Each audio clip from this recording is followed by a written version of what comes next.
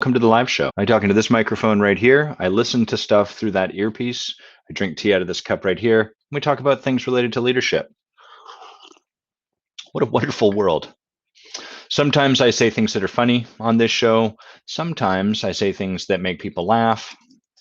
Just going to check, make sure that these streams are streaming to all the streamy places. I can see me on Facebook. There I am. Excellent. That's where I like to see myself. Let's check LinkedIn. How's Adam Quiney doing on LinkedIn?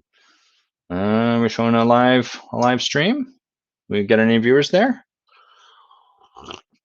If I click on see all activity, oh yeah, there I go. I'm live. Cool.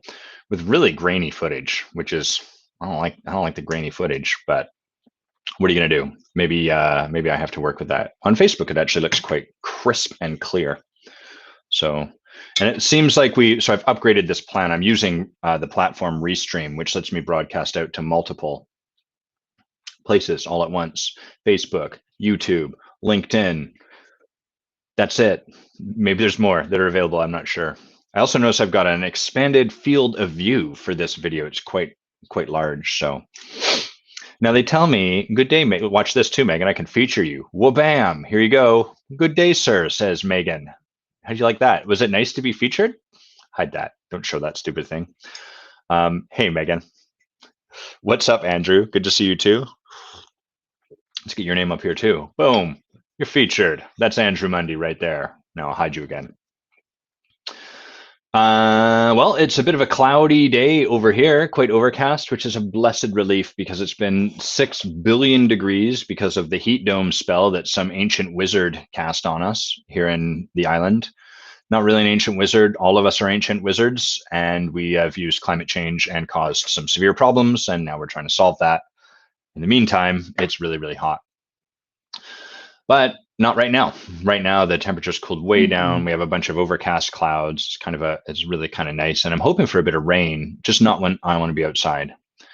And the other thing that I'll share by way of kind of coming onto the show today is my knee is really hurt because I played, this game has the worst name.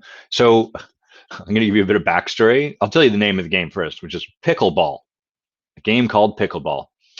So my background in sports, I played soccer for many, many years as a kid. And then I got into squash, which was a deep, deep, deep love for me. I really loved that sport and played it extensively. But squash is, well, first of all, squash is one of the most demanding sports calorically. After boxing, boxing is the #1 calorie burner, and then squash is #2. So it's a very high intensity game, and the saying as you play squash at higher and higher levels is you don't play squash to get fit, you get fit to play squash.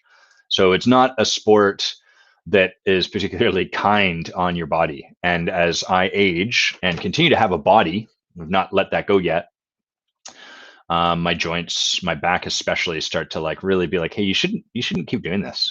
Don't keep hinging on this thing. Hey, Anna, nice to have you with us. And so I've been looking for other sports, other racket sports to play primarily because I love racket sports. Really fun for whatever reason. And tennis never really got me. And so, but the game that did was pickleball.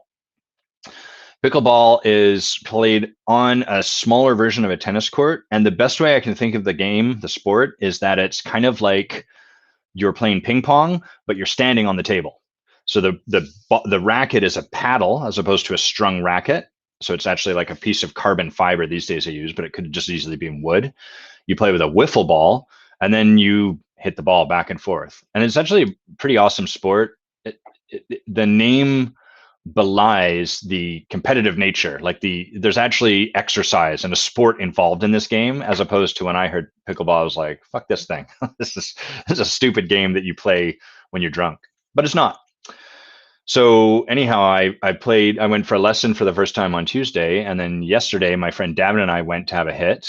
And it's been quite some time since I've played any racket sports. And so, of course, the tendons in my body are not, the tendons and the surrounding supportive muscles are not used to this kind of movement. But I have years and years, decades even, of playing squash ingrained in my head and in my muscle memory. So I know the movement. I know how to place myself and move around the court really well, but my physicality is not there. And consequently, as I do so, I might make a stand or lunge into something in such a way that I know about it. I can remember doing it, but my body's like, yo, we can't support this. So my knee started to get kind of painful. And today it feels a little bit like, your knee bends linearly along its joint. It's a linear, as opposed to like your shoulder, which is sort of circular in its movement. Knee bends linearly. It feels like I might have twisted it or torqued a little bit. So nothing serious. I stopped playing as soon as I felt that, I was like, all right, we got to stop playing. But I can feel it swollen and it doesn't feel great to move it. So I'm just taking it easy while that happens. Andrew, it looks like you injured your knee too. What did you do? Good morning, Tommy.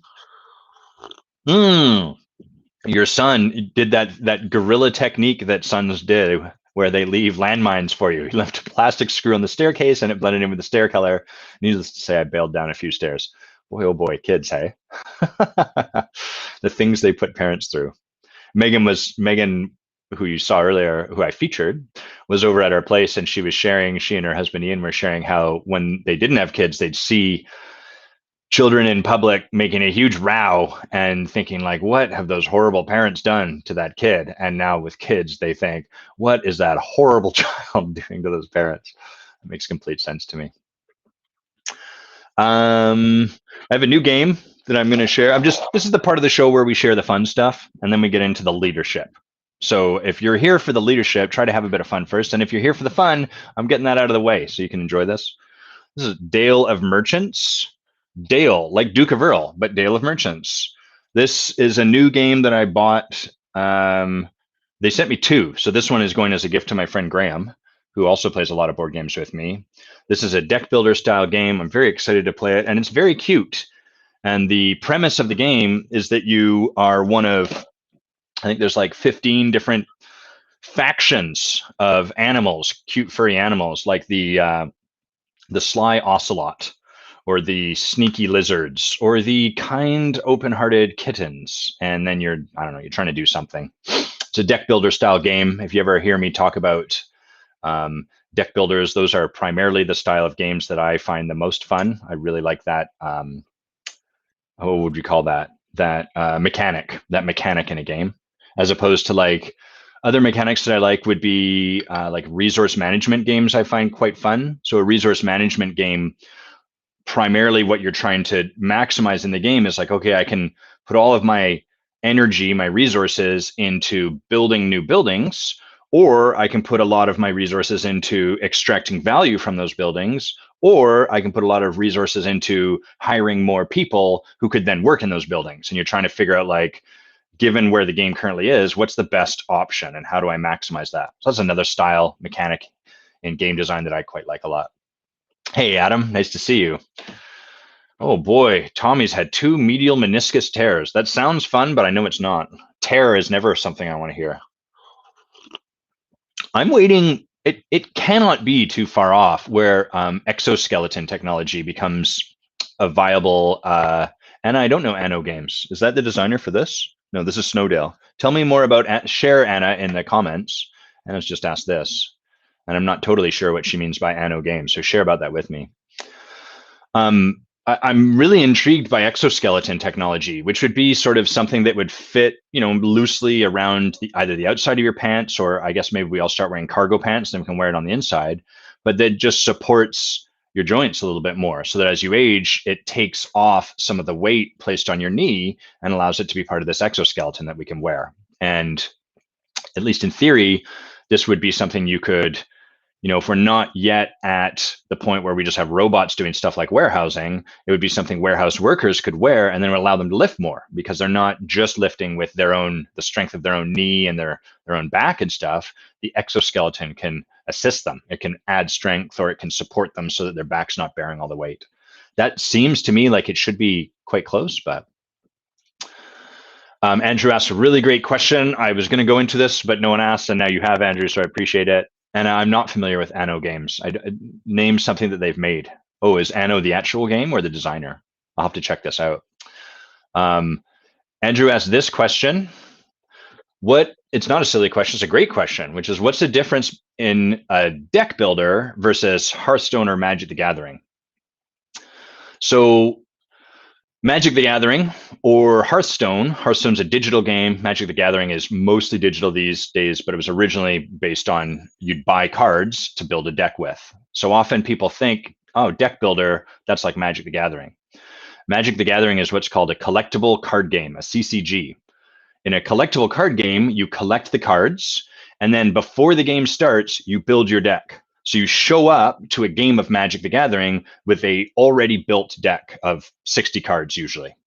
In some formats 40, doesn't really matter.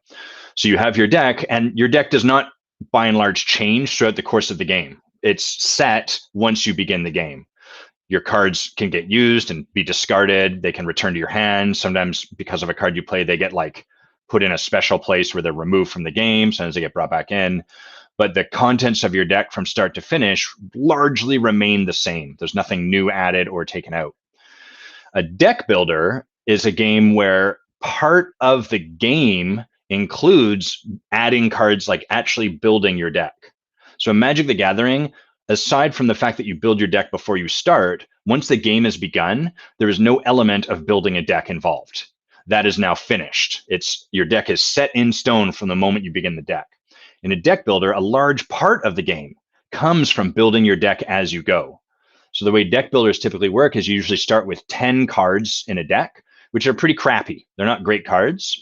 And then every turn you play, you are usually able to do some kind of action that allows you to take a card from somewhere and then add that into your deck, so that in subsequent turns, now you will draw that new card, and then you can play that instead of the crappy cards you started with. So the primary difference between those two is that in a game, a collectible card game, there is no element of deck building once the game has begun. Whereas in a deck builder, the most common deck builder is called Dominion. The part of the fun of the game, part of what makes the game a game, is that you're actively building your deck as you go. And that introduces a bunch of really interesting dynamics, like, well, I don't want to bloat my deck. I don't want to fill my deck with 6 billion cards because I don't draw the good ones. But I also do need to add some cards to my deck that allow me to win, but get me out of the, there's a whole bunch of cool strategy there. Andrew, I remember exactly you're talking about a tavern brawl they did, which was literally, they made Hearthstone a deck builder, which was always my favorite one. And a lot of people didn't understand how it worked. And that was absolutely my most favorite tavern brawl that they did. Anna, you mostly know German board games. Me too, because Germans make friggin' good board games. You guys make really, really, really good board games. Although I think the rest of the world is starting to catch up a little bit. So there's all that. I'm going to share a radio, sort of live radio show that I've come across recently. I'm going to see if I can get a link so I can put it in. Here we go. Can I share this? Share, copy link. Great. So I'm always looking for new music, and part of my background and like something I've always loved is acid jazz, funk, soul. The trouble with funk, I find, is often it has this big, big, big range. And there's a period in the early aughts, late 90s, where funky house became really popular. So house music that had a funky kind of twist. But what I found that often meant is people just made it really tweaky, or they like had awkward, terrible sounding guitar riffs and were like, it's funk. And it was like, you can't just make something shitty and then use that to call it funk. Be like, no, that's the funkiness. At least that was my experience. So anyhow, I really love those styles of music. The styles of dance that I have a pedigree in, that I used to teach, that I was trained in, are all called funk styles. Popping and locking all grew out of the funk era of music. And so anytime I can find really good funk, it's a true treat. And so I happened upon, see if I can post that. It's an Apple radio show, so you won't be able to find it outside of Apple Music. But if you do subscribe to Apple Music, one of the lead members of Incognito is a guy named Bluey. Incognito is a well-known British jazz funk, acid jazz kind of group. And he goes through and shares tons of great, great music. So if you, like me, appreciate acid jazz, funk, jazz funk, any of rare grooves, anything along those lines, it's a fantastic show. It's really cool because he goes through and he talks about the history of this sort of music and where he found these people, the stories that he has between these people and stuff like that. So really, really, really awesome. Highly recommend that show. Bluey. Groove Velocity Radio is the name of the show. And I think you mean you love acid jazz, but if you mean you love acid, that's cool. Me too. It's also great. There's the link right there. I've just put that across the bottom. Okay, so that's our intro. That's the stuff where we talk about the fun stuff. Now we're going to get to the heavy hitting stuff, the stuff that's going to knock your socks off and blow a hole through your shoes. Let's see, where do we begin? I'm going to talk about the editing and writing process more just because that's a bit of an update for me. And as many of you know, I've got a book. I hate coaching. Me too, Anna. Coaching is the worst, and I love it. The book, Who Do You Think You Are, that I've been writing is the extended version of the Spectrums of Being. Spectrums of Being was the book I published, sort of an alpha publish. So the way that grew is that I had done a whole bunch of writing. I was writing a book. We were planning to have the intensive here in May, right before COVID hit. And I thought, what a cool gift it would be to give people, hey, Maria, welcome. What a cool, and hey, Jess, good to see you. What a cool gift it would be to be able to give people an advanced copy of this book. That'd be really neat. And they'd kind of get this sort of limited printing of this book that would be printed in the future.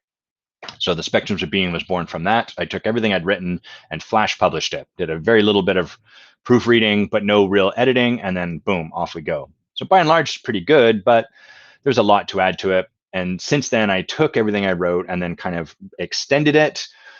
That's what became Who Do You Think You Are? And I've sent this off to the publisher. That's come back from the editor, and I've been slowly going through all of this. And so the process for that is, first, there's 3 parts to this book. Part 1 is an explanation of the ontological model that I've learned and have created. So this is not exclusively my work. It's sort of my iteration on the work that has been iterated on for people over many, many, many, many, many years, starting all the way back to Aristotle, and then, Landmark, Accomplishment Coaching, all of these other groups.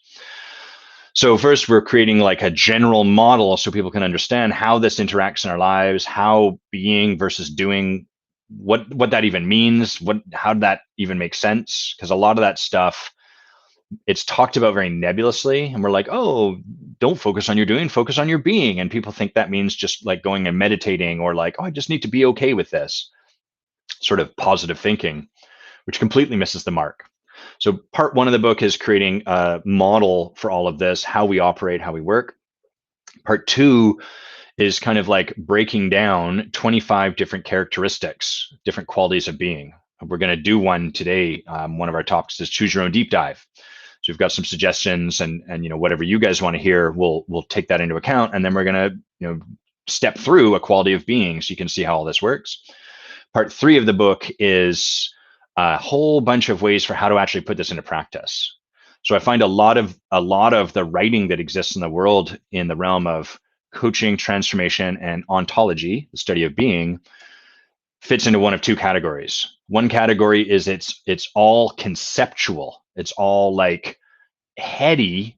And so you can kind of like grasp it intellectually, but it never comes home and actually makes a difference in you. You never actually live into it. It just becomes this neat conversation.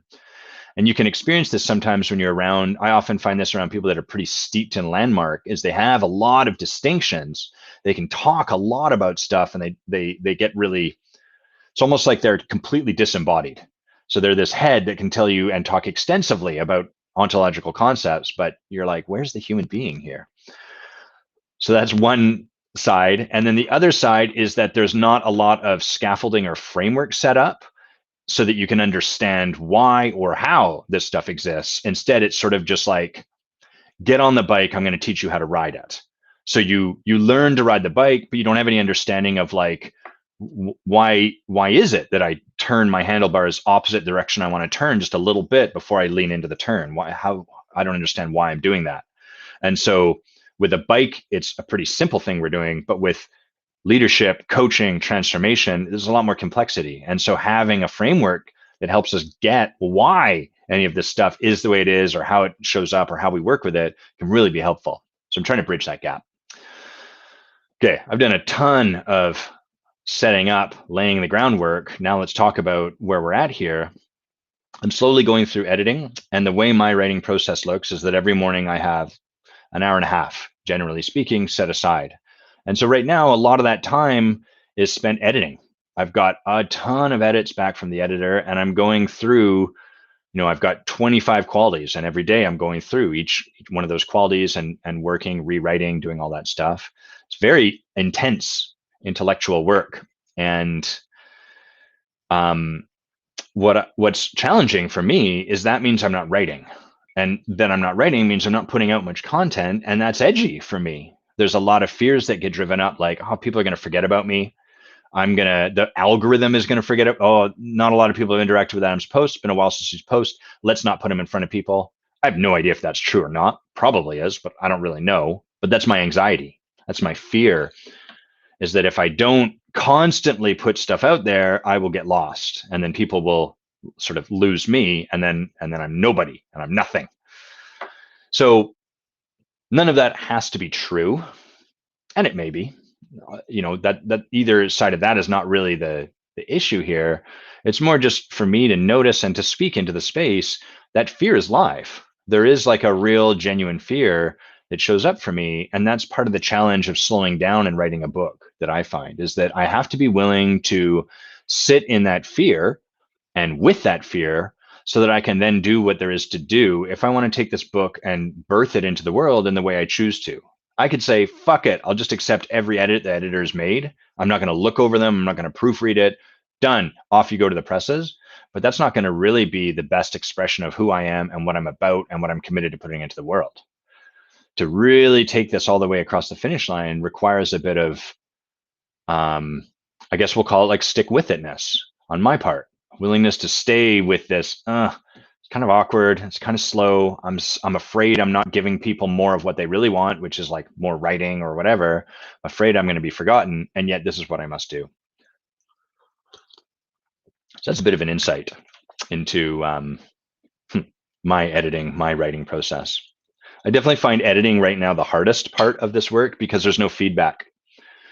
It used to be that writing was fine, but publishing it was scary, because then what about the feedback I got? But now I really love publishing, because I'll put something out there and people resonate with it, and that feels really good. And I've done a lot of work to become, I think, a pretty good writer. And so when people resonate, they share it or something, it's really gratifying. And now I'm back, before I was doing stuff in the dark by myself and no one was commenting, and that was kind of safe and nice. Then I learned to step beyond that and to have people respond, and that's kind of nice. And now we're back to being in the dark and no one really seeing very much of the work that I'm doing, and it's kind of lonely. It's a bit challenging. So that's the process. Okay, it's high time we started talking about some of this stuff that you guys have asked for, some of the comments we've had. Let me just check and make sure there's none that have come in the meantime.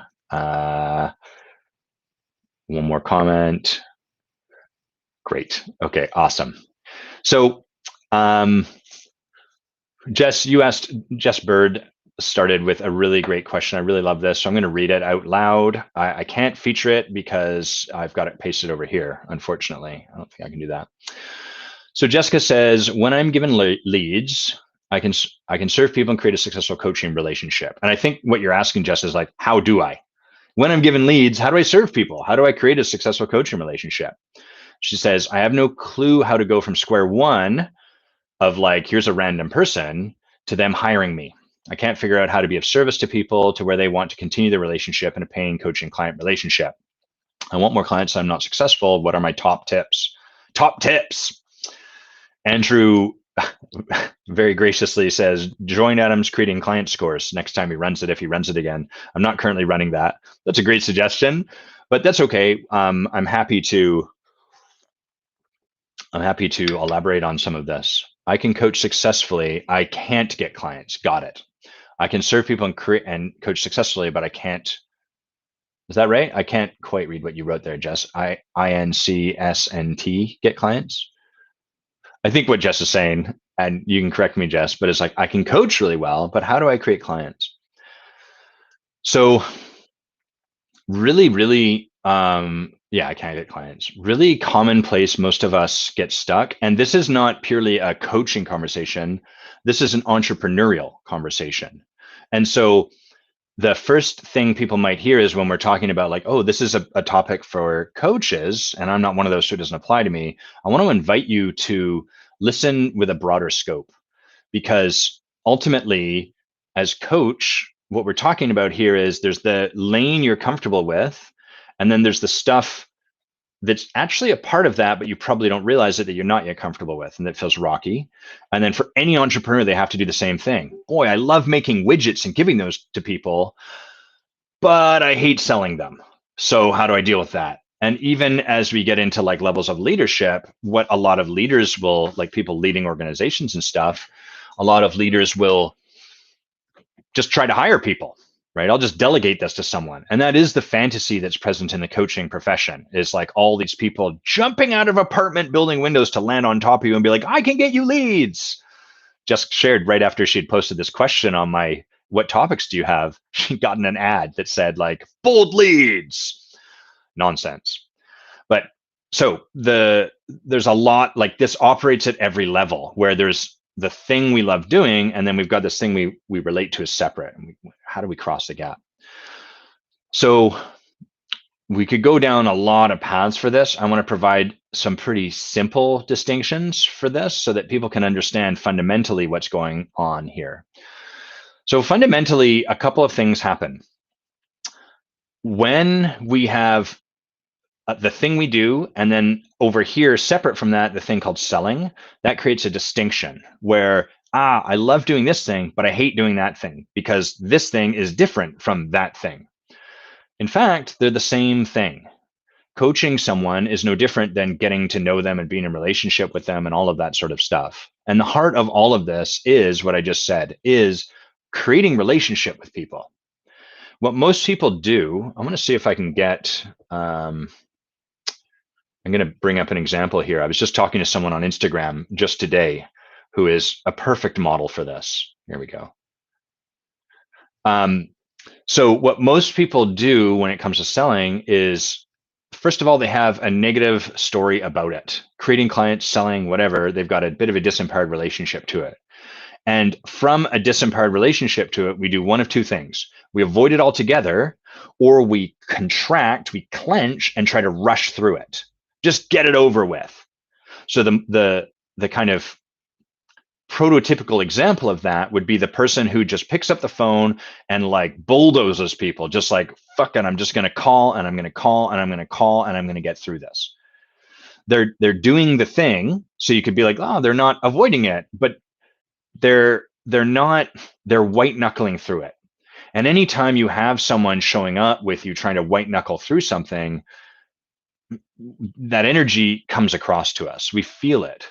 And we might feel it any number of ways. You might feel it in like there's no connection with them. It's just like someone trying to stick their hand down your pants, like, and create intimacy that way. Like, whoa, hold on. You haven't even asked me my name yet. Look in my eyes. Ask me what I like. Do something other than putting your hand down my pants. And that's the way most sales tends to be. And then in reaction to that, because lots of us have had that experience, people go all the way to the other side, which is, fuck it, I'm just not going to do that. And from this place, what we end up doing is just being in nice conversations with people, but it doesn't go anywhere. So this person that I'm going to read to you on my phone here, I've got a little set of stuff. This is just a conversation with someone who followed me on Instagram. So they followed me and I just wrote and said, hey, thanks for following. And they replied, no problem. And then their very next message was, hello, need cash for quarantine. Don't miss this once in a lifetime opportunity to turn $50 into 500, 100 into 1,000, 150 into 1,500, 200 into 2,000. At this point, I can keep doing the math. Why do you need to keep going in 250 into 2,500, 300 into 3? I get it. You're 10xing. Okay. So they give me a whole bunch of different numbers. You can get started right now if you got Cash App. Next message, you interested? So no connection whatsoever with me, right? They've followed me, waited, and then no problem, boom, they're right into trying to sell me something. And so I responded and said, Mitch, that's their name, take a breath. Heart, take a breath. I have no agenda, by the way, in this conversation. I'm happy to walk away from it, but I'm also like, we're all trying to do something. So the way I'm choosing to relate to Mitch is that this person is struggling.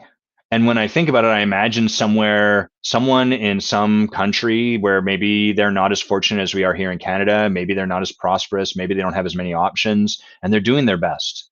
And they don't have any idea what to do. And so what they probably get is a lot of fuck you, and then a lot of people just shutting down. Now, I'm not trying to train them or teach them or do anything, but I'm just trying to be open with them and loving and kind. And they said, okay, where are you from? And I said, I'm from Victoria. Yourself? And they said, Canada.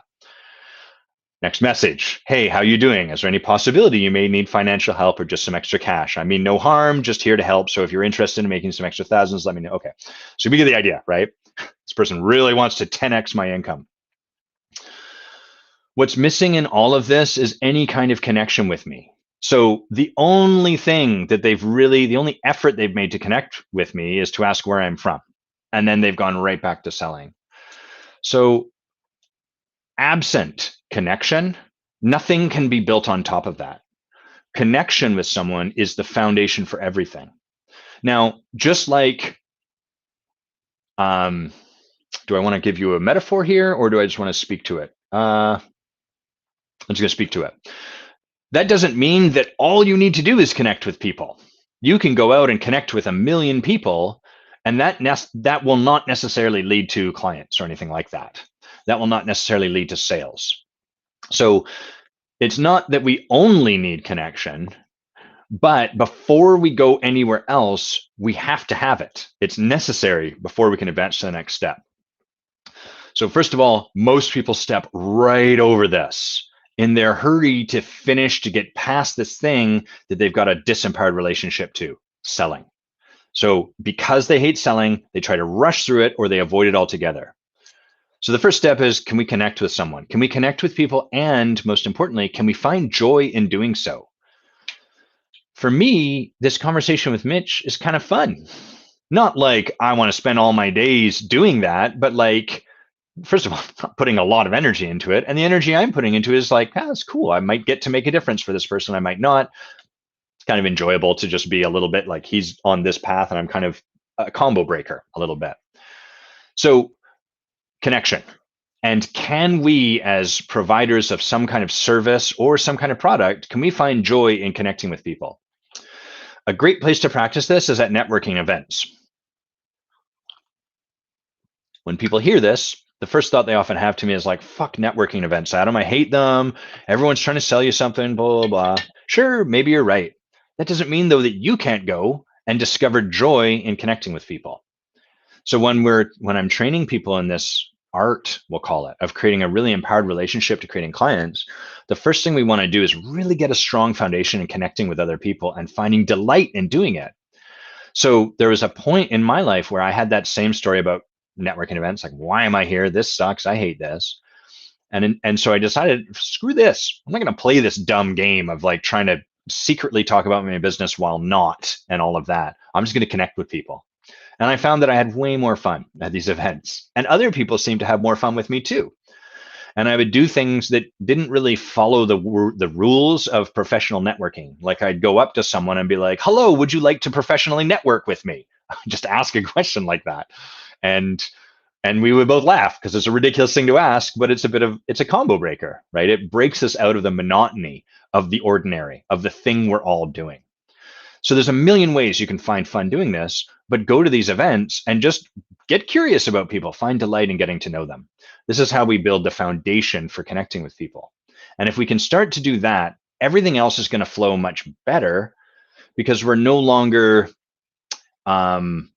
we have a wide open pipeline at that point. What a lot of people do is because they step over connection in a rush to do the thing that they're afraid to do, selling, they end up with very little connection. And consequently, there's a ton of significance they place on the few people they are connecting with. And then significance makes everything awkward. You're like, I really have to sell to this one person. Or, oh my God, this is the person I'm going to follow up with. And you follow up with them week after week after week, and you're needy and all of that sort of stuff. So that's how that kind of gels. I'll talk about one more thing beyond this, and then I'll make an offer for anyone that's interested. I just want to read what you guys have written here first. So Tommy says, the most connection invites I receive on LinkedIn are from people who have the magic answer to getting all of your clients in 30 days. Me as well. I've taken on asking these people since they want to help coaches grow their business. Do they have a coach, or have they ever worked with a coach? In 3 years, I've had one person say yes, and he named the coach. Yeah, that's the way it tends to be, right? The world is a lot of the central mythology of modern day living is get there faster. Like that's the story. That's what you should be doing. Get ahead of the pack, rush there, and do what will definitely make you money. Now, notice the foundation I just told you for becoming masterful in the art of creating clients, or really enrolling people in the possibility of their lives and yours. We are setting aside needing to make money for the time being, so you can really focus on finding joy in connecting with people and let that guide you as a starting point. We layer on top of that, but notice we're already breaking away from the central myth of the society we live in, which is like capitalistic, get there faster. Capitalism's not bad in and of itself. It's just problematic like anything when it becomes the only way through which we can view the world. Maria says most often sales, especially multi-level marketing, are taught that. They're not taught connection, building relationships. That is old way of networking. Maria, are you saying connecting and building relationships is an old way of networking, or that the way they do things in MLMs are an old way of networking? Just let me know. In any event, yes, that's often the way it is in a lot of MLMs. So scroll this window. There we go. So once we have connection, the next thing we want to do is to start to create possibility in our conversation with people. Possibility is anything outside of what's already predictable for those people. So for everyone, for those of you who've seen Donnie Darko is kind of a cool indie movie put out, I think, in the early aughts, somewhere thereabouts. It was really kind of creepy, a little bit weird, really neat concept. And in it, this guy started to see emanating from people this kind of translucent, like a path, basically. It was like it almost looked like a translucent smoke snake emanating out of their chest in a direction. And he would notice people would walk along this path. So there is a path for all of us, and there's a predictable set of results along that path.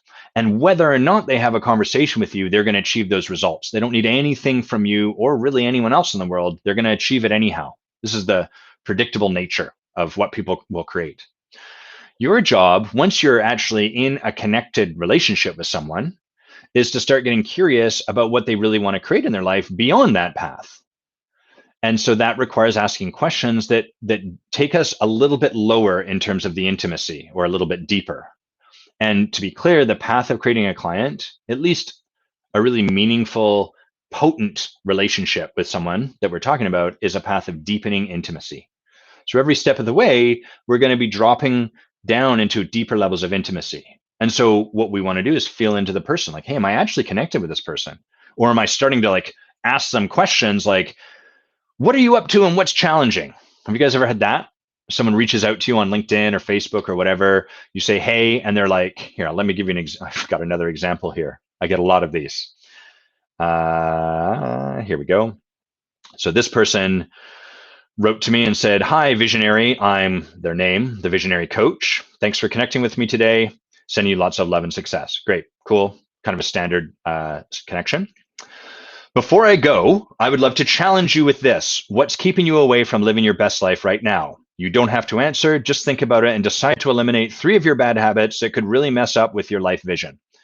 So that's ostensibly a question designed to evoke possibility for me, right? Like what is in my way? What are 3 things that I'm doing that sabotage what I say I'm committed to? And what would be available if those 3 things weren't getting in my way? So he's asking a question that evokes some possibility for me, but he's doing it without an ounce of connection. There's no connection between us. We literally open the door and boom. So the trouble here is that what we do is we make what that guy did as wrong straight out, and then we never do it ourselves. He's not done anything wrong. he's just stepping over the foundation that we just talked about. Before he can start to be in a conversation with me where he's asking these kind of questions, he's gotta be willing to get into connection with me, and he hasn't done that.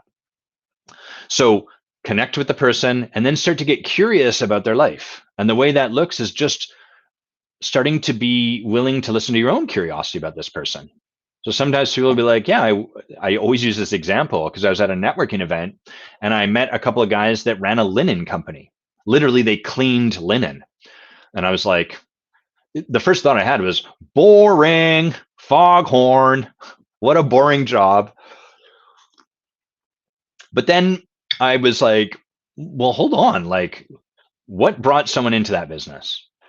What is that like day to day? What's exciting about that? What don't I know about linen? Where do you want to go in your life with this? Like, is your job, is your goal to just stay doing linen for the rest of your life, or do you want to broaden out? Like, what does someone in linen do from where you are? So these are all questions that you can tell, like, deepen the intimacy a little bit. At first, I got connected, related with them. We joked around, chatted a little bit, made fun, had a drink, whatever. Then we can start to ask these questions of each other and get curious about the person in front of us. So that's where we start to create possibility. Those are the places I would invite you to start, Jess, is like feeling into how connected am I with this person in front of me? And what am I curious about in terms of what they've shared with me? What am I curious about in terms of their possibility on this planet? Huh, you do that. How long have you done that for? Huh, how much longer do you want to do that for? Where do you end up? Like, I'm genuine. We want to find in ourselves a genuine curiosity about what they've shared with us. And if we can ask from a place of genuine curiosity, that really allows a lot to come into the space. That's part of the magic of children, is when they ask us questions, they're very disarming because there's no secret agenda. There's no sort of like, I'm asking you this question so that I can then get you, right? We're not asking the question like, where do you go with that so that I can then coach you? We're asking that question because we're genuinely curious about it. Now, for sure, as you get curious about people's possibility, then you're going to start to hear situations where you might be able to serve them. That's the next couple of steps. But before you go there, we've got to, again, we have to build these foundational pieces one by one. So first, we have to be able to create connection and find joy in doing so without needing it to get anywhere. And then once we've done that, we have to be willing to get curious about this person's possibility on the planet without needing it to go anywhere. And then we build on that. For anyone listening, and yourself included, Jess, I'm happy to share the videos for the course. The course no longer runs. Part of what we did in that course was taught all of this, provided all that foundation, and then did a lot of Zoom coaching where I'd like work with people around this so we could do that, and a lot of engagement. But I've got all the videos for that course. So if you want to reach out, I'm happy to share that with you. You can have access to those. You'll have to do so not by commenting on this, but sending me a message so that it actually gets into my inbox. It's just too easy to step over this stuff. Let's see what you guys have written as I've been talking here. Maria says, the last networking event way back in 2019, I connected with a couple of folks with no motive for business. Then last week, that same person reached out to me because I matched her up with someone who could assist in her business. Last week, I signed her on as a client. No pushy BS. It's a beautiful example, Maria, of like what can happen when we're just genuinely interested in people, when we genuinely connect with them. I can pretty much guarantee you that Mitch, they're not going to get like anything from me because there's no connection there. I bet it's just the same. They might as well be a pop-up ad. And how often do you click through to pop-up ads and choose that, right? You deliberately install blockers so that there are no pop-ups. We don't want to be a pop-up ad. Be someone genuinely interested in the person. Andrew says, probably one of the craziest things about my coaching business in year 2, I've made less money, but my connections are deeper and the work is more impactful. It's all building into something vast and it requires patience. So the hard part is as you relearn a new way of showing up with people and of building rapport, relationship, and all of that, what happens is at first, if you've learned to sell a particular way that's not along this line, you're going to see some of those sales dip. So there is a bit of scarcity, a bit of fear that can show up because it's like, I'm scared to let go of the old way because that got me some results, but we have to do so to create the new way.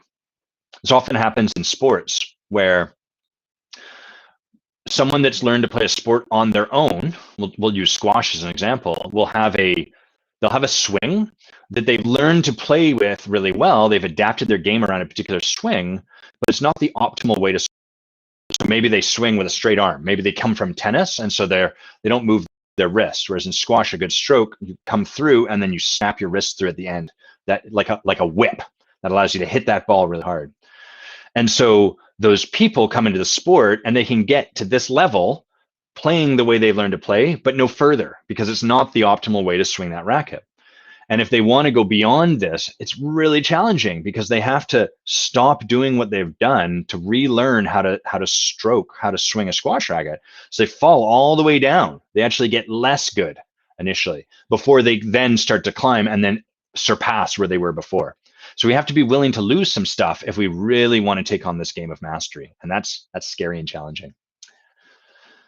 Maria says, if folks approach networking events with the intention of knowing people in their business more instead of making a quick sale, boy, if folks do that, life is way more fun. Networking events become quite fun, and you can it's kind of like being at a wedding. Like, here's a bunch of people I don't yet know. I can be however I want. I can have fun. I can be playful, and people will remember you. That's one of the remarkable things because you show up as someone way different from the rest of the people there. We all know what it's like at these networking events. You just keep meeting these people. It's very static. Oh, I do this. Oh, what do you do? Great. Tell me about your business. It's very robotic. And it doesn't mean we can't ask those questions, but where we want to get to is like, I'm going to take off the table any notion of leaving with something, of getting anything, of making any bookings or anything. I'm just going to get curious about these people. Andrew, thank you for Andrew's always hyping the Creating Clients course. I really appreciate that, Andrew. And Andrew, thanks for the heads up on the choppiness. Just letting me know my video is choppy. Let me know if that happens again, and I'm glad to hear that I'm back. Jess, you're saying you're the one creating genuine creation and not able to go further. You've been waiting for them to realize they need me and asking so they don't think I've been ingenuous. Yeah. So that's where the next step would be possibility. And then as we ask people about possibility and get curious about that, what naturally flows from there is an opportunity to serve them. Oh, well, what I'd really love to do is this, but that's just really hard with the factors of my life. Oh, well, that's kind of fascinating. And I'm really interested in that. And that's what I do. I support people with that. Do you want to have a conversation with me where we just look at that? My gift to you. So from there, an invitation can become quite natural. Okay, let's talk about what Adam Franchy brought, which is another great topic and one I really like because it's one that can be challenging there's a lot of misinterpretation in this area. So Adam writes, Adam, can you talk? He's talking to me. Adam Quiney, can you talk about the masculine's role in creating safety and security for the feminine in intimate relationships?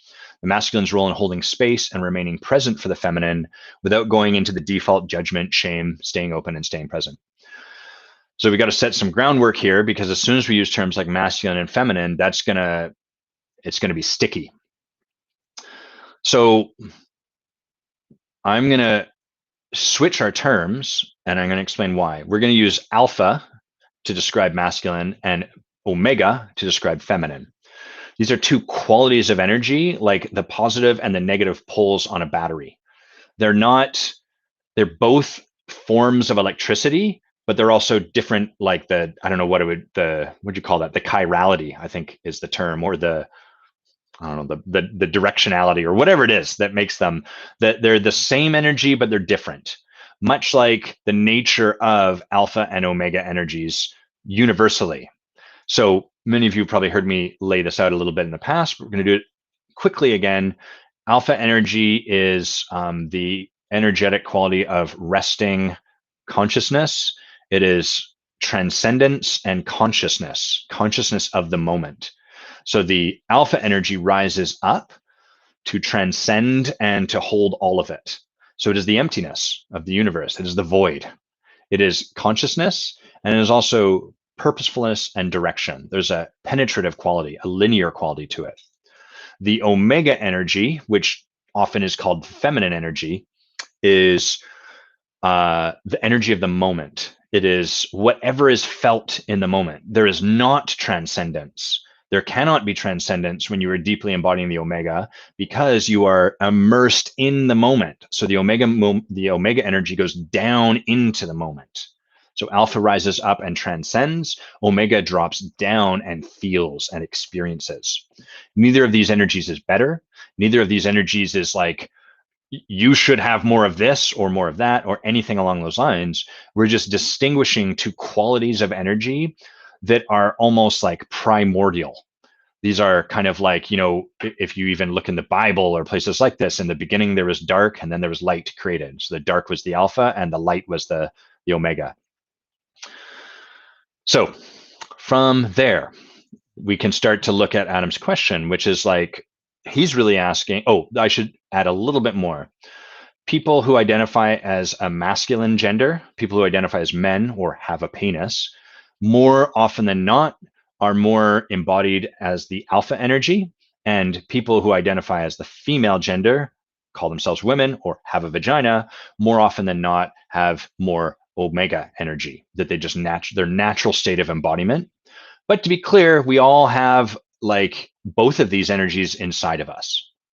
That means is that like more men typically will have more of like their natural resting state will be with more of that alpha kind of quality, more directionality, more linearity, more penetrative kind of consciousness, and their tendency will be less towards relationship and more towards like, let me just rest. This is why some practitioners talk about the chief desire of the masculine, or in our language now, the chief desire of the alpha is freedom. I want to be freedom from all the burdens, all of the energy of the world and all of the stuff I have to do, get that off my shoulders so I can just rest in my peace. I can just be on my track. I can be on purpose.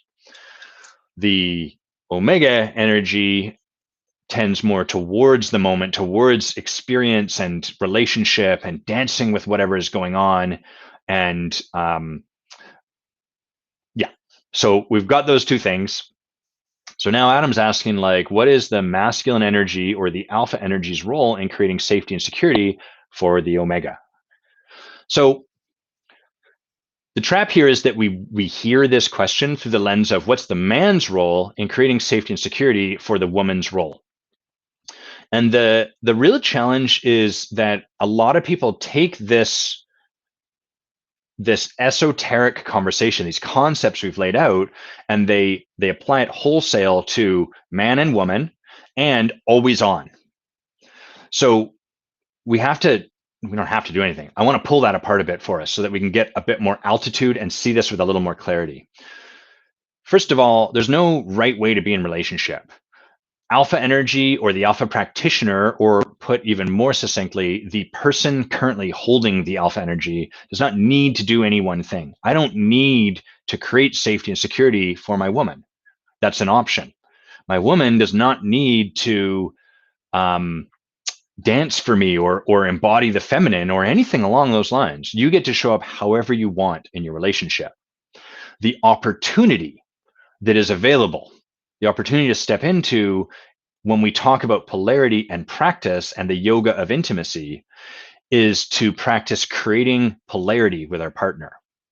Creating polarity means that I or Bay or whichever partner chooses to am holding one of those two poles, and my other partner is holding the other pole. So that means I am working to really embody either the alpha energy or the omega energy. There's no right way, but again, at least in my relationship, and often is the case, as a man, identifying as a man, I prefer, and my more natural state is the alpha energy. My woman, her more natural state is the omega energy.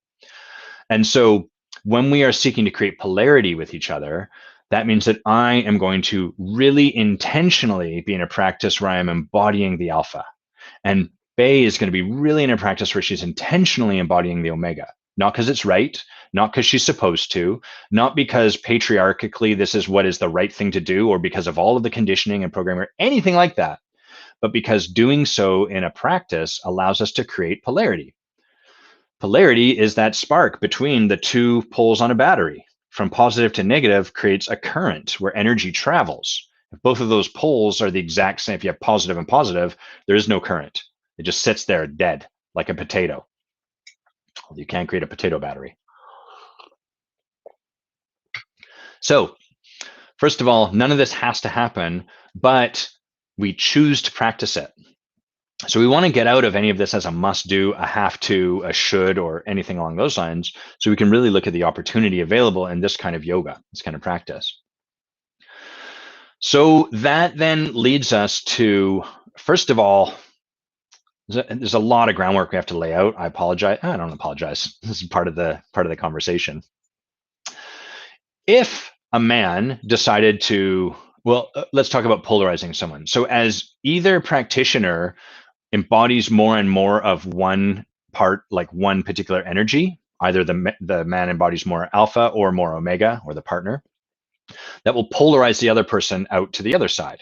If I get very deep and still, what's going to tend to happen, deep, still, and present, very conscious, what's going to tend to happen is it's going to polarize the other person to the other side. If I get very in my feminine and start dancing and moving around and having all of this, that's going to polarize my partner into more stillness. That tends to be the way it goes. So it can actually be really obnoxious and, in fact, quite offensive and what's the right word? Inappropriate for us to practice polarizing people without consent, without sort of a shared understanding. Now, this can be kind of sexy and exciting when you're in like an intimate setting with someone. Like there's already an understanding that we're dating, where something is being built. But if I, as a man, were to sit in a cafe and just bring all of my attention, awareness, and resting consciousness to a woman working at a table across from me, that's going to be frightening. It's going to be offensive. It's going to be intrusive.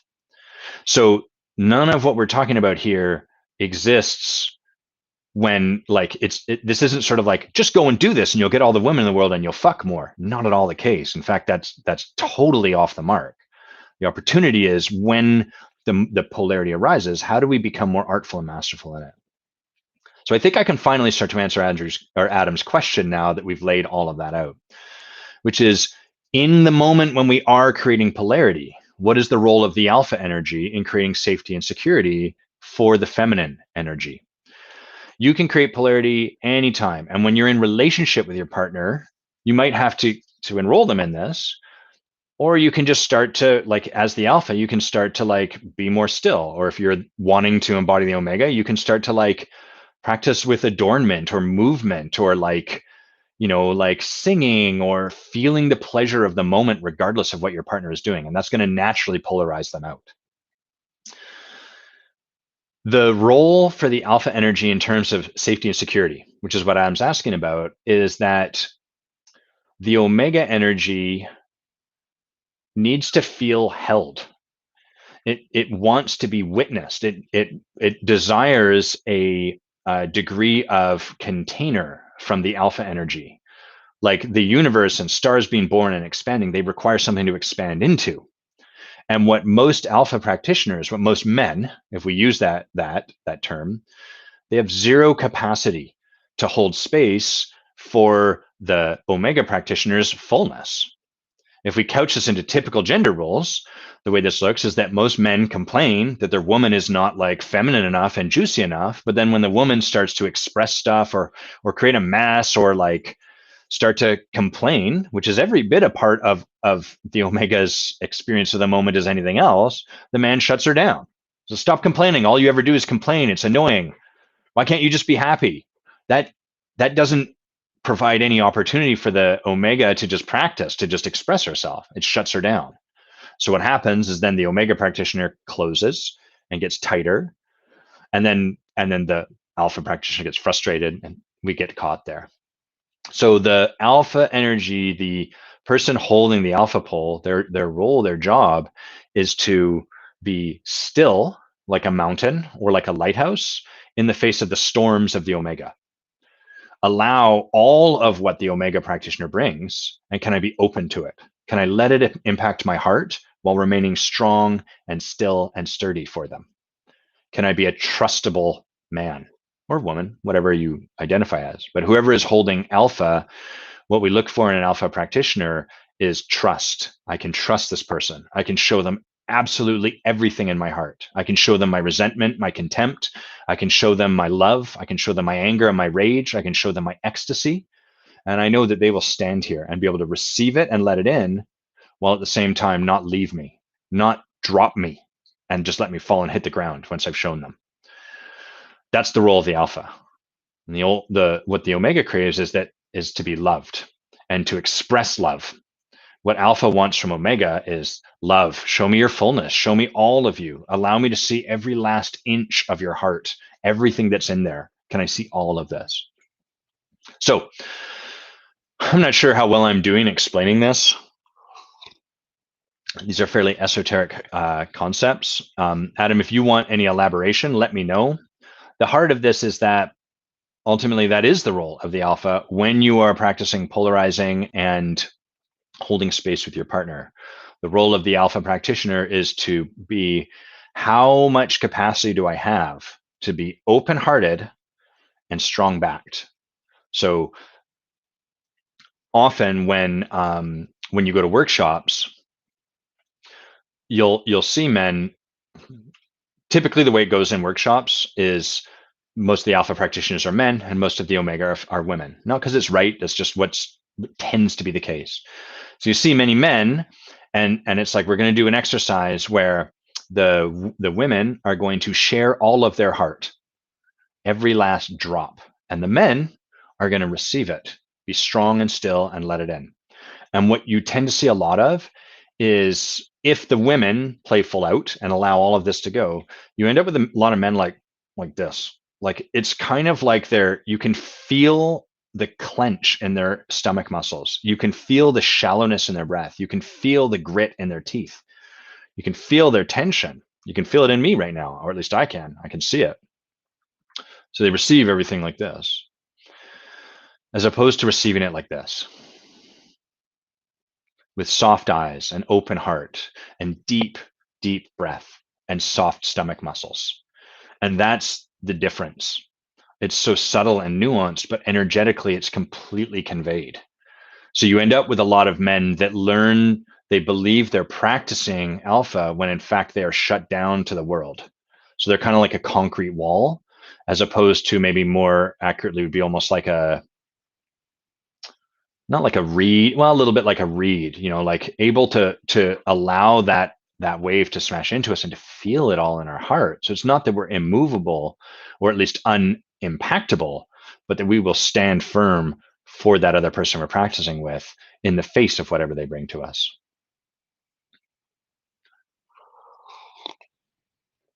Okay. I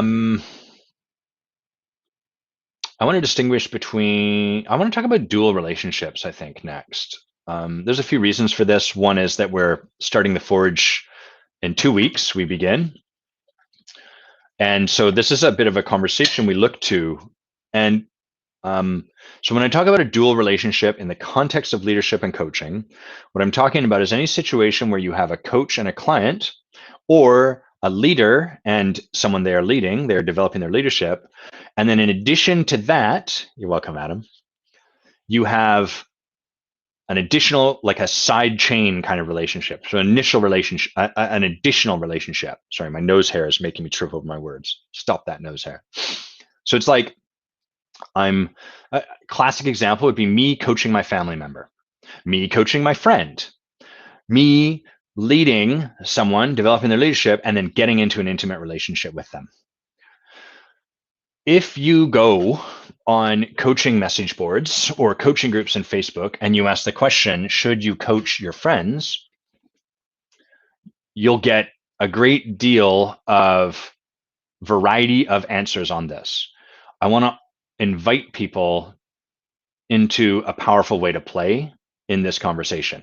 So this applies everywhere. Like, you can see it with recently, a software company locally had let people go because there was, I guess we could call it impropriety. Basically, someone who had a position of authority got into relationship with someone. It didn't really go the way they wanted it to. It ended. That person ended up leaving. Drama, drama, drama. So you see this all over the place. And at the highest levels, we could even, well, let's not go down the path of predatory stuff because that's a bit different, although there is definitely some overlap.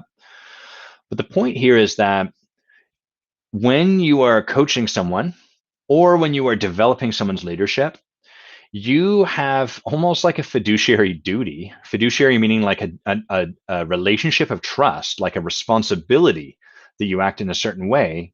You have this duty to stay off the court with them. What that means is that with my client, if I'm somehow enmeshed in my client and let's say that I set up a relationship with them where they're like, I have no idea how to pay you, Adam, but can we start working together and you're going to help me get the money and then I'm going to pay you each month with the money you get me. It's going to be great. We're both going to be enrolled in me making the money and it's going to be awesome. So now I'm enmeshed in that client. I can no longer be impartial. I can't be objective. I fucking need that money. So I get into their world. I get up in their grill. I get on the court with them. It's like the coach getting onto the basketball court and being like, no, throw it this way, do it this way. It doesn't work. It takes away our ability to be objective and off the court with altitude for our clients. So the heart of any coaching or leadership conversation is that's the soul and the spirit of this transformational work, is that we can be free of any agenda for our client. I don't need them to be this way. I don't need them to be that way. I'm totally clean about them making all the mistakes in the world. If they want to run their face right into a tree for 7 weeks and insist to me that this is not harming them, then my job is to work myself out so I can be like, yeah, okay, got it. It looks different to me, but I'm hearing you say that you're not harming yourself. What do you want to do next? Run into the tree. Okay, great. Let's give it another go. What coaches and leaders tend to insist is no, no, no, no, no. I can handle this. Or the other way this shows up is that they say things like they make reasons why the client wouldn't be a yes to this kind of work unless it was their friend. So the way that sounds is kind of like, well, I think it's different because this person I work with, my friend, they just aren't open to coaching otherwise. And so I'm the only person that they would work with. And as a result, I'm supporting them by giving them something they wouldn't otherwise get. So it's kind of a little bit like a better than nothing, right? Like, yeah, this might be flawed, but this is the best they'll get because if I didn't do this, they would have no coaching and that would be worse than having coaching. So what's happening there is that people are like, the coach is buying into the client's scarcity. So rather than the coach saying, like, really standing for the possibility of coaching and free of any agenda, enrolling that person and working with someone else, like, look, coaching's amazing and it changes lives and it's transformed my life completely. And I want you to get that gift. It's going to be a diminished gift if you work with me. And there are many, many phenomenal coaches I would love to put you in touch with. And I want to stand for that for you so that you can get access to the abundance and the possibility that is available in this transformational work called coaching. Would you like to have a conversation about that? So that's me standing for this person, not to stop at good enough. Yeah, you could have some work with me and it would be better than nothing. But why am I, as your coach, kind of buying into your story of good enough? Isn't my job to stand for the possibility in your life? Like, you can have it all.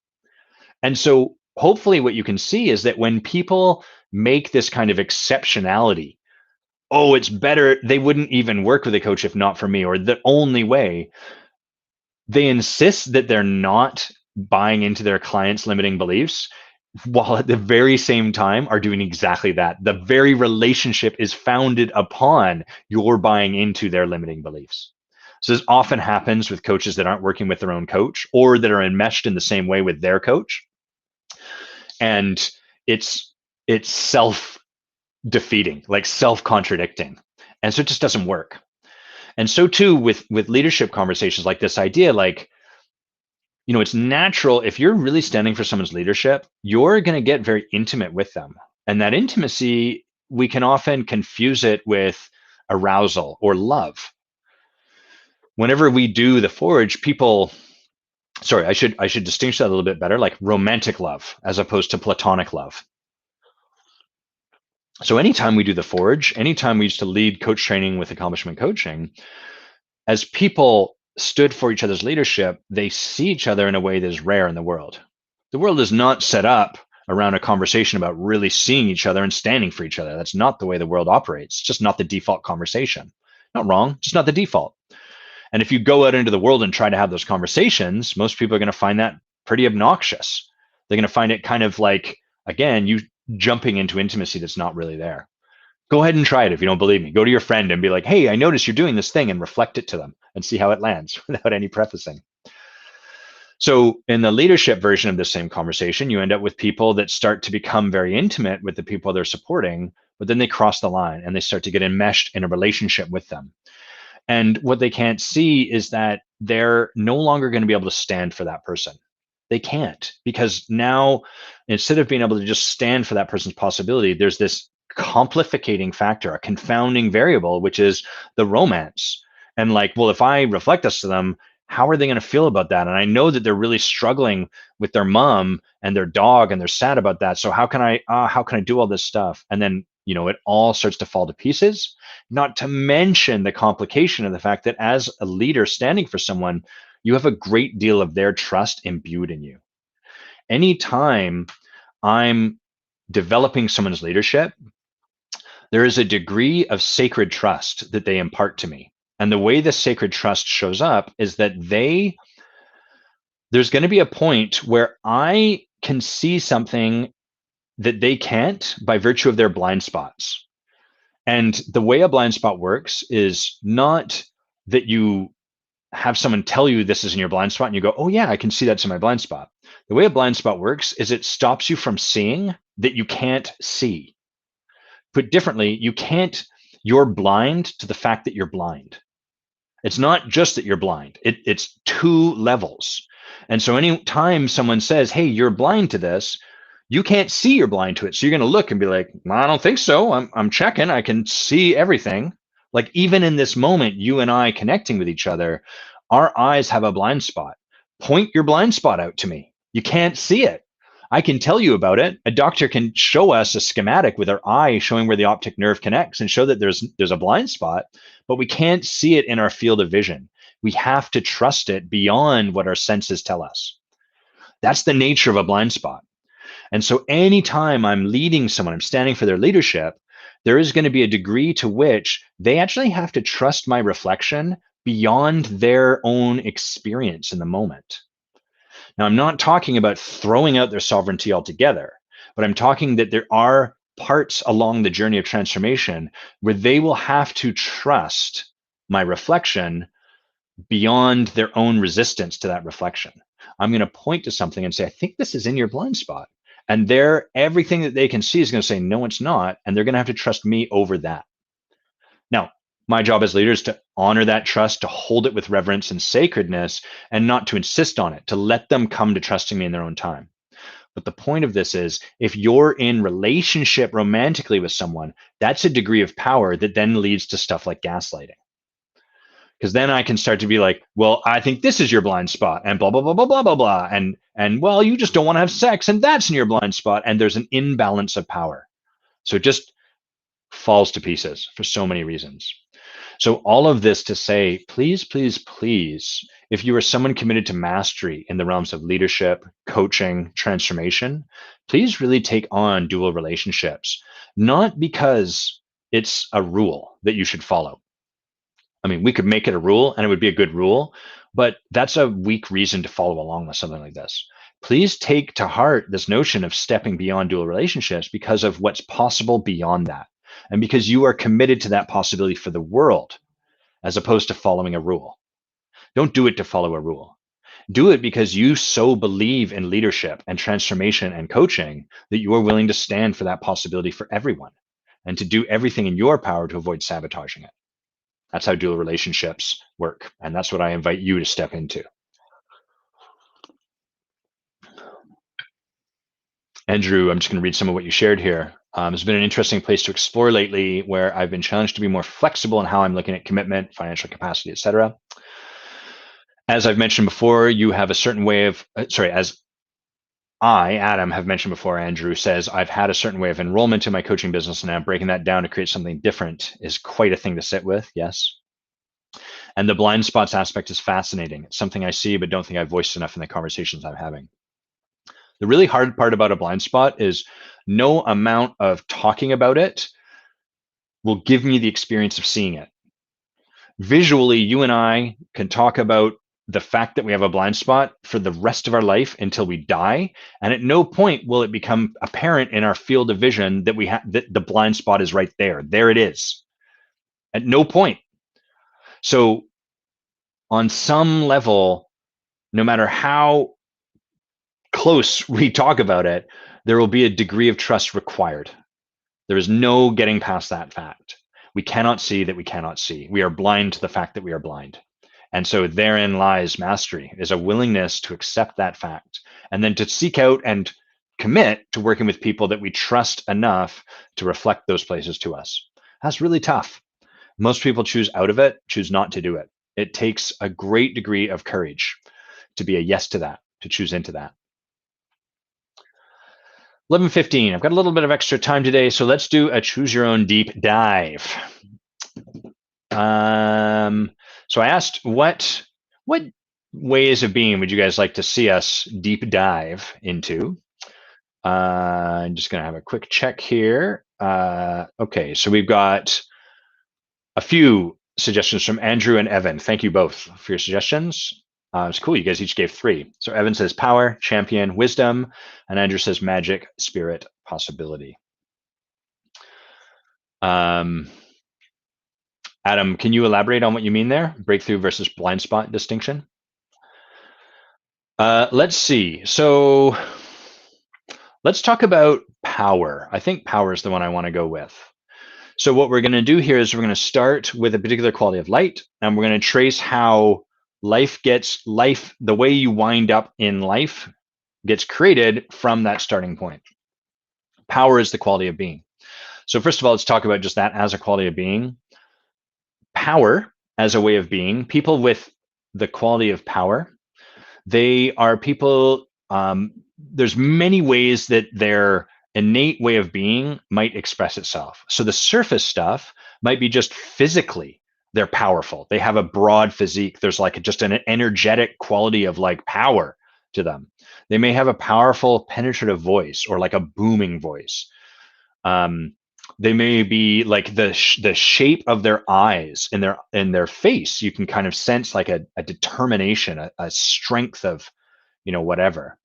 The interesting thing is that people will often say, Adam, that's just superficial. That's completely random. There's no linkage between that. And that's how I used to hold it too. I was like, sort of like how, you being attractive has nothing to do with what's inside. Actually, I disagree these days. The energy of who we be is manifest in ourselves physically. And I don't even know how that works, but that's just the experience I find. And as people deepen in this work, the experience they find. So you're free to dismiss this, but I would invite you to try this on, to start noticing, like, if I just looked at this person superficially, what qualities of being do I sense? And then see if that checks out with the way they show up in the world. And I think what you'll find is actually they kind of do. So power, physically, there's a potency to their presence. Energetically, a potency to their presence. They're kind of like this energy that these people will break through whatever is in their way, whether it's like a blade of grass growing up through concrete or a football player smashing through the line of scrimmage. That is the energy of power. These are people that when you put them on a project, that project is going to move forward over hell or high water, whatever the obstacle that gets put in the way, for better and for worse. So if you confront power if you take an unstoppable object and put it in front of an immovable object, it's going to do this. So that's the part that's a little bit worse. That can be the downside to power. So this is the notion of the juggernaut. The juggernaut is, it's an X-Men character, but also a mythological. I think it's initially Hebraic, Hebrew, was this sort of quality, this being, this entity that was just unstoppable and forever moving. You could never stop its movement. So that is the energy of power. You've probably met people like that. I'll just try to think of Terry Crews might be a good example. I mean, he embodies a lot of other stuff, but he'd be a good quality example. Trying to think. The trouble with celebrities is they're either often actors or singers, or you can see a lot of like power in people that are in like sports lend themselves naturally to people with a lot of power. So in rugby, you see a great deal of power. In mixed martial arts, there's a whole variety of different stuff. Quinton Rampage Jackson, if you ever followed MMA, he was a great example of power, as was like, who are some other people? I can't think of any MMA fighters off the top of my head. I'm kind of out of date there, but like, you get the idea. So we start with this quality of energy of power. What happens is that we are that light, and then we end up with two fears about our particular quality of being. And those fears are that we are not enough or we're too much. That's ultimately like, for power, the way that looks is like, I'm afraid that I'm not being powerful enough, that I'm being a wimp, that I'm being weak or floppy. The reason power would fear that is because it's the negation of itself. If who you are innately on some level energetically is power, then to be weak, to be a wimp, to be a coward, to be floppy and nothingness, that would be kind of like the negation of who you are. And the other thing that people with power fear is being too much. So you can imagine, right? Like someone who naturally has power, it's a bit like a bull in a china shop. It just cause wreckage. There's an impact to everything we do in the world. And people who are innately power, who innately embody power, they have a greater impact. And so there becomes this fear like, I caused too much collateral damage. I'm afraid of being too much. I don't want to hurt people, because all of us have a nice big beating heart in our chest, even if we aren't aware of that. People with power can feel that impact and then worry, fuck, I'm too much. So our core fears typically are like this. They become either we become afraid of not being enough of what we are, or of being too much of what we are. They kind of wrap down into the center. It's like a horseshoe shape. So those become our fears. And then so we started with our light, then we created like these two core fears. And then from there, we create compensating strategies. And there's usually one strategy on either side. So for those people that are afraid of being a wimp, afraid of being not powerful enough, they decide, fuck it. I'm not willing to quell myself. I'm not willing to be weak. That is not what I'm about. And to be clear, they get this kind of training growing up too. So they probably have parents themselves which embody these qualities, and these parents would train them the same way they were trained by their parents. So don't be a wimp, man up, show up, get your stuff, whatever, that sort of training. So from being afraid of being weak and cowardly and whatever, they overcompensate. They show up like, fuck it. Anytime there's a fear that they might be like perceived as wimpy, let's say that something happens on the playground and they get shoved and fall down, and they're like, it's not a big deal, whatever. We were just playing around. But then when that fear gets kicked off, they jump to the strategy, which is kind of an overcompensation. You push me down, fuck you, you're going down. And they dump the person on their ass. Now, this overcompensation from their fear has an impact, which is that it hurts people. It causes collateral damage.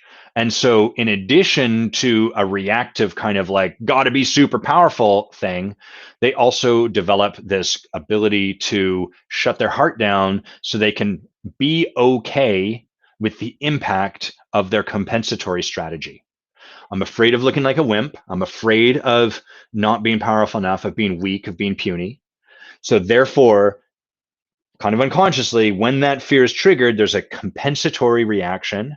And because that reaction has an impact that they don't really like, that kind of empathetically hurts them, the solution there is not to change this pattern, because most of this is unconscious, but shut down the heart or make reasons, justifications. Well, I'm sorry that you got hurt there and that I really caused you pain, but like, that's your fault. You started it there. Now I don't have to feel bad about my impact.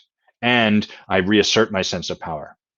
So from the fear, of being weak and impotent and whatever, you can see their strategy actually loops them all the way back to the other side, where they're kind of the expression of being too much, of causing collateral damage everywhere. And you can hopefully see from this compensatory strategy and the way it has them shut their hearts down, they're less and less able to be present to the impact of this strategy. And consequently, they're more and more likely to do it. If I can't feel the harm I'm causing, then I'm less likely to stop causing that harm. So that's the first step. They go from a fear about this not enoughness to then being too much.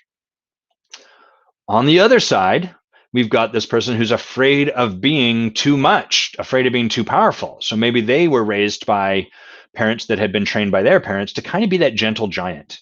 You ever been around people like that? They're huge. They've got a lot of power. You can feel it in them, but they're almost like a wimp. They're nice on nice on nice. They're super, super, super nice. And they go out of their way to explain to you how they're not going to be a harm and all of that stuff. So what they've done is they've learned to compensate in the opposite direction. They've gone all the way around to kind of gelding themselves. They've castrated themselves. All of their power is gone. They show up like a little wimp. Have a sip of tea here. Now, the trouble with this strategy is that when you try to shut down some aspect of who you are, it's like, what's a good example here? In pressure cookers, they have a little valve, a rocker valve, that lets out some of the air. But if you shut that valve and lock that pressure cooker, there's nowhere for that pressure to go. So this is what this compensatory strategy around power is kind of like. They turn their power all the way down. They suppress it so that they never cause harm, because they've learned that the collateral damage that they tend to cause naturally is wrong. They're not going to do that. Fuck no. They were trained out of it, and they've decided that's wrong, and they're never going to be that person. So this is a little bit like having a pressure cooker and then shutting the valve off. What's going to happen? Pressure's going to build, and eventually it explodes. It blows up. You got a bomb on your hands. So this is what tends to happen with those people who go all the way to the other side. They become wimpy because they're afraid of being too much. They become too little. And then as they hang out on this other side, being kind of wimpy, gentle giants, et cetera, what goes on with their power is that it gets directed either inwards, so they are vicious and brutal to themselves, or it gets expressed indirectly in ways that kind of allow it to almost be safe in its expression. So they might be kind of the kindest person in the world to you at the office and so nice, but violently erupt into road rage. Or they might be someone that's like really kind to everyone at their office, but then come home and beat their partner, because this energy has no capacity to be expressed responsibly.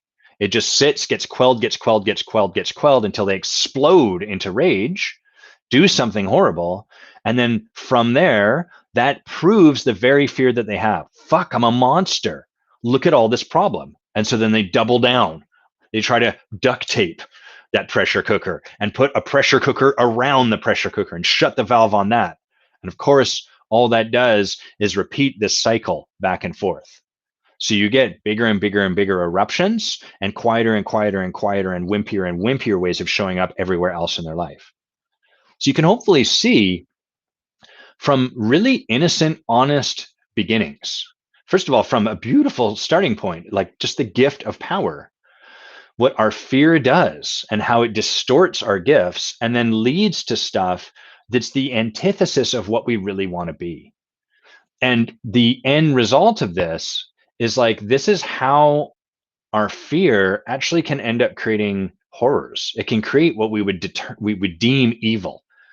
People end up doing things that we would condemn, being a bully, being brutal, being abusive, all of this stuff. And I'm not at this point saying, therefore, just let them be abusive or anything like that. Not at all. We have to have laws. You don't get to harm people. That's not okay. But simultaneous to having laws and to not allowing harm like this to be visited on people, we also need to find ways to relate to people as the light that began all of this, and to see that all of this is a function of fear happening. When we just condemn someone, we are doing the same thing to them that they're already doing internally. So that person that's decided they're a monster, found evidence by their behavior, and then tries to shut it down even further, they're already doing all the condemnation in the world. And us heaping more on it just reinforces this pattern and keeps them locked in the same thing. So there can be no freedom. There can be no real change from this. What really starts to set people free is for them to notice, like, what's showing up. Hey, Raf, what's showing up that you're afraid of in this moment? And what is that driving up? And can we support you to bring love to that? Can we support you to actually be with that rather than trying to push it down and eradicate it so it never shows up in the first place, which is just the next iteration of that pressure cooker being duct taped. So often, what really sets power free. So we've walked through the light of power, the fears of power, the compensatory mechanisms of our fear, the impact of that fear, and now we're talking about what's the breakthrough look like. Often what the breakthrough looks like for power is, first of all, getting honest about what's there rather than condemning it. So until we can allow something to show up in the face, in the space, it's hard for us to do anything about it. So part of that for power is like people with power are really afraid of their anger, or they're unwilling to acknowledge its presence. Fuck you. I'm right to knock you down on your ass. You came at me first. That's a way of not acknowledging your anger. Yeah, but you retaliated way harder. Can you at least own that you were angry and you were like, that was part of your stuff too? So the first step for power is often owning, allowing, like, oh man, I got anger showing up and it makes me want to hurt someone or do something nasty or like cause damage. And simultaneous to that, to start to be willing to hear and receive feedback about the impact they've had. And then finally, the hard part is to take that feedback on, free of making themselves wrong for it. So typically where people at this stage get caught is they'll start to, okay, got it. I got to, like, one, allow this stuff to come forward, and two, hear the feedback. Okay, I'm going to listen. And the person's like, well, look, you really hurt me. And it kind of like my ass is bruised and, you know, it left me feeling like I just don't want to play with you. And then two things will happen. One is they'll dismiss it. Well, fuck you. That's your fault. You shouldn't have come at me in the first place, right? That's a way of not letting the feedback in. So for that approach, we got to like set down our own righteous response and instead just get what this person is giving to us. Oh, got it. Like, that was the impact. Is that the impact I want to have in the world? Regardless of how the world's been to me, is the impact I want to have in the world that one? Probably not. And the other side of it is that they'll get that feedback and then they'll whip themselves with it. Oh, fuck. I knew that was the thing I was doing. I hate myself. Why do I do this? I'm such a jerk. And what that does is it also prevents them from getting the impact. Instead, what they do is what they're left with is berating themselves and more self-loathing. Instead of like, hey, is that the impact I want to have? No. Am I happy I made the impact? No. Can I love myself and can I give myself permission and grace to allow it to be okay that that was the impact I had so I can continue to grow from it? So you can hopefully see kind of the nuance, right? We're walking a very nuanced line here. And this is why hard to do this on our own.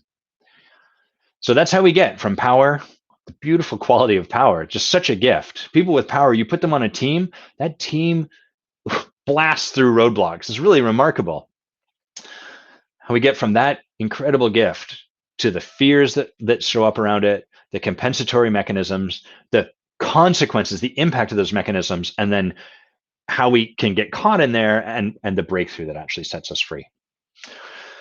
All of that is like, I just given you kind of like a mini synopsis of one of the 25 chapters I'm currently editing in Who Do You Think You Are? So we've got kind of that, and it's laid out, there's a little bit more like, how do you work with people like that? And what are some practices you can take on?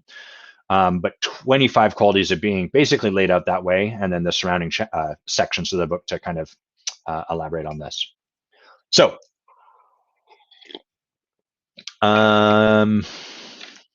bladder check.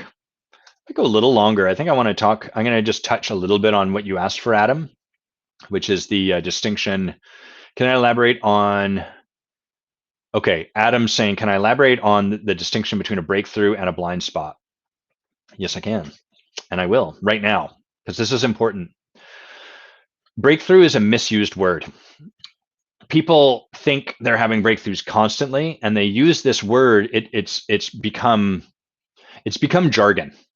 So the nature of any new potent language, any new concept that's potent, is that our ego will grab a hold of it and simplify it and reduce it and make it kind of like just a neat soundbite, at which point it becomes jargon and it loses its power. So that doesn't mean, great, we need a new word for breakthrough, because then that word will be taken. So it's not about trying to stop this from happening. It's just about creating some rigor in our languaging, creating some rigor in our distinguishing, so we can get clear and start to separate these back out. So often what people think they mean when they use the word breakthrough is awareness. Like if I'm in a conversation with someone and they're like, I really want to get better at creating clients. And so we sit and we start to talk about how that's going and what's in the way and all of that. And they're like, well, I think I just need to start talking to people. And I explore deeper with them. And what they start to see is like, wow, I'm afraid people don't like me.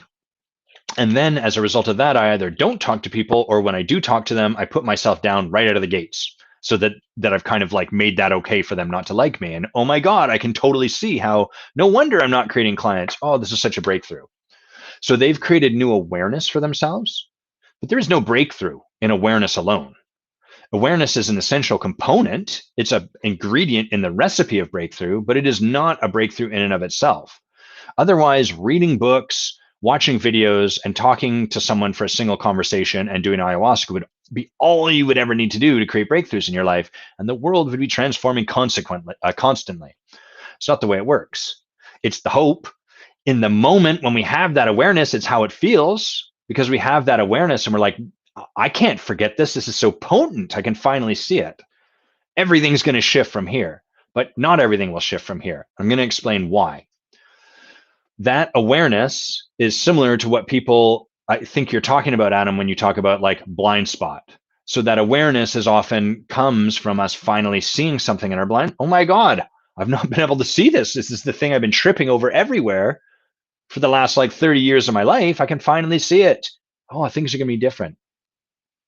Things will not be different until you start acting in alignment of the new way you want to show up in your life.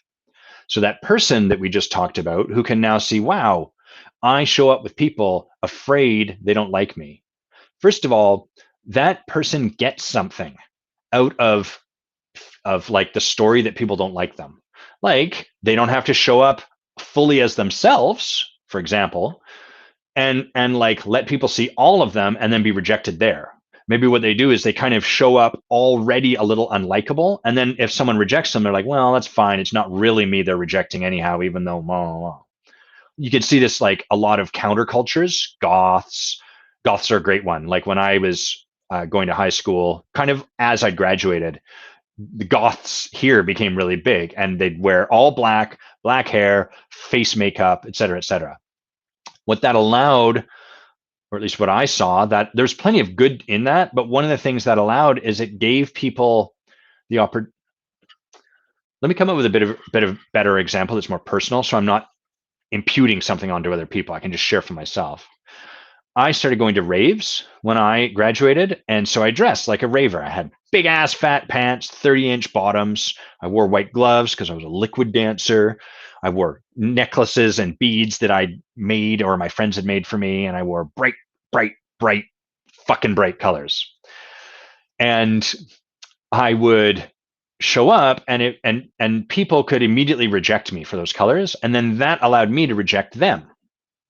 I didn't have to kind of really be with the pain of them saying, Adam Quiney, you are not enough.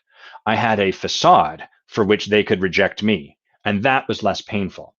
So this person that might not be creating clients because they're afraid people don't like them, if they want to start acting into this new awareness and being like, great, I'm going to show up fully as me, now they're going to have to confront that fear that actually, what if they themselves get rejected now? There's no longer a facade that they're putting in the way.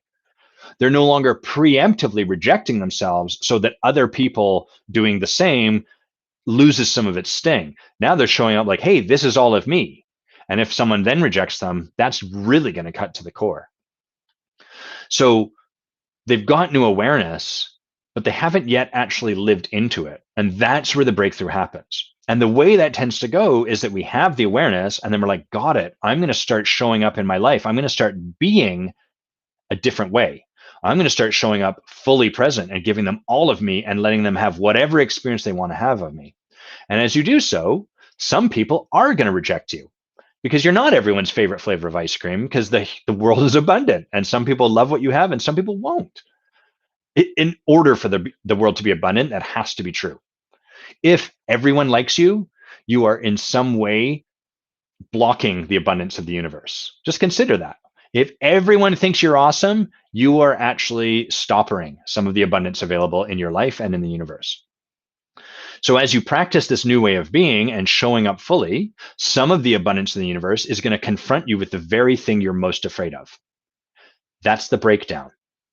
That's the point where you've let go of the old strategies that used to protect you from this fear. And now you can tell they're bankrupt. You're no longer living into them, but you haven't yet created a new way of being.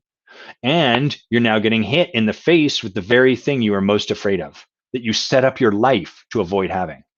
And that's where we're like, fuck, this sucks. And that's the point where most people quit. This isn't getting my life better. My life's getting worse. I don't want to do this. This is crazy. I feel awful. Every time I go and talk to someone, I don't feel more confident. I feel less confident. This certainly isn't helping me get clients. And it isn't, because right now you're in the breakdown. On the other side of this is the point where, in your surrendering to what's going on, in your allowing this to happen, in your releasing your significance about some of the abundance of the world, in this particular example, that people might not like you, you then create this new way of being. Maybe you learn how to connect with people regardless of what they think of you. And from that point on, you can now create connection with people regardless. You don't need them to like you or anything. You can show up to people and they can be like, and you can be like, oh, cool, what's up? I get the sense you don't like me. And you can be in a relationship with them, not kind of being a phony, confident about everything kind of guy, but like genuinely okay with that. That's the breakthrough. And that is a far distance from the awareness. That feels worse. People want the awareness to be enough. People want awareness alone to be a breakthrough, and they will argue with it. They will argue with you often, because if it was just the awareness, that's way safer. There's less edginess. I don't have to feel my own discomfort that shows up when I'm stepping into the breakdown. I don't have to feel sweaty and stressed out and energetic and anxious. None of that has to show up. All I have to do is go sit with my coach, have another interesting conversation, and keep telling myself things are transforming. In fact, what a lot of people will do is they'll actually find ways to justify awareness alone being sufficient. So sometimes what will happen is you'll get clients or direct reports that you're leading that are awareness junkies. And they'll show up and they'll want more awareness and they'll get it. And they'll come back and be like, so what's new? And then they will go and gather paltry evidence. They'll basically get scraps. Be like, oh, my life's changing. Look at these scraps I found from the awareness. It's working. It's working. But all they're really doing is changing the water in their aquarium. They're rearranging the furniture in their apartment. There's no real seismic shift because there's no real breakthrough, because there's no willingness to be in the breakdown. They're just hanging out in awareness. So that's the distinction between breakthrough and blind spot, or breakthrough and awareness or insight. This is the fundamental thing I see with most peak experiences, where people go off to Tony Robbins, they go off and sit in ayahuasca ceremony or plant medicine ceremony, or they go to like a potent intensive, as they're inspired. They're like, oh my God, everything's going to be different, but they don't have any lasting ongoing support. They might even work with a coach for like 6 sessions or something like that, which is great, but that's so little. That's so little time for you to really walk all the way through this kind of journey, this road in front of you. Andrew says, it's interesting because I've been making that connection with books, audios, and how they can create a new awareness, but ultimately don't create long-term change. I don't think I've been able to explain what I see in the differences between awareness and breakthrough. So thanks for that. You're welcome, Andrew.